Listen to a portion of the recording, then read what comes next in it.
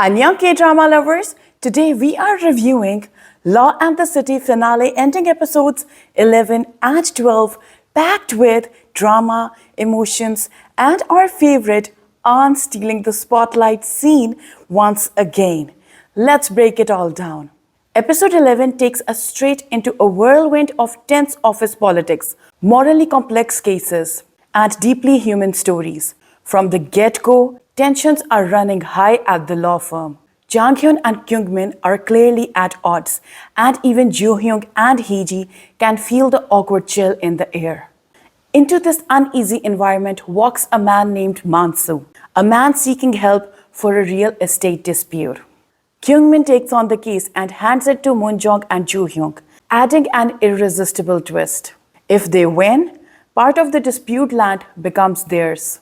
Meanwhile, Sang-gi takes on a heartbreaking lease fraud case involving a young orphan conned by a fake landlord, and Hee-ji is unexpectedly assigned to a court-appointed case without much information. Chang-won, on the other hand, is stuck, torn between his current work and personal doubts about where his career is heading. Mun-jeong and Ju-hyeong dig into Mansu's case, only to find suspicious gaps in his story. The land belongs to someone named Han-soo but is occupied by others, and Mansu seems to have no personal claim. Their investigation takes them to his hometown, where interviews and evidence point to either misinformation or deceit. But when confronted, Mansu simply says, "Who wouldn't want to do something good?"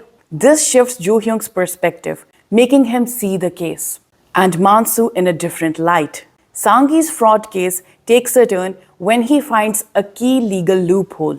His client is the only victim without a power of attorney, and he uses this to negotiate a favorable settlement.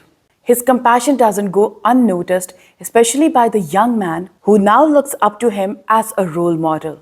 Hee-ji's assigned case turns out to be an elderly woman accused of killing her own brother who suffered from dementia. Reading the woman's diary reveals a heartbreaking truth. She is terminally ill and ended her brother's life to spare him from suffering after she's gone.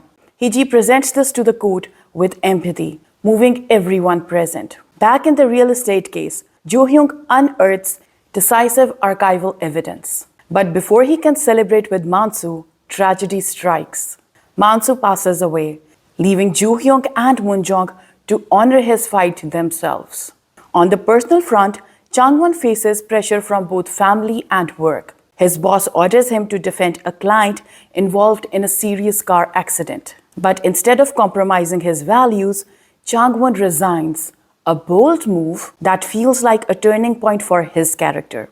Episode 11 shines because it blends sharp legal maneuvering with raw human emotion. It's not just about winning cases, it's about integrity, empathy, and the cost of doing the right thing. Episode 12 continues right where the previous left off, with everyone contemplating the next chapter. We see the lawyers open up about their future plans. Mun-jeong surprises everyone by turning down an in-house legal position, despite the better work-life balance it would offer. Chang-won leans toward the prosecution track, determined to rebuild his career on his own terms. Sang-gi continues to inspire and be inspired, while Jo-hyung drops hints about wanting to work his own way, sparking theories that he may start his own firm.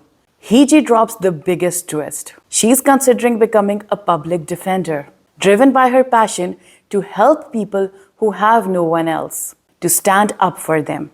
But her new case tests her patience, a client seeking a lighter sentence without remorse. On top of that, her father still disapproves of her career path. This episode is lighter on bigger legal reveals, but heavier on personal growth. We see the characters stepping into who they want to be, even if that means walking away from security and predictability.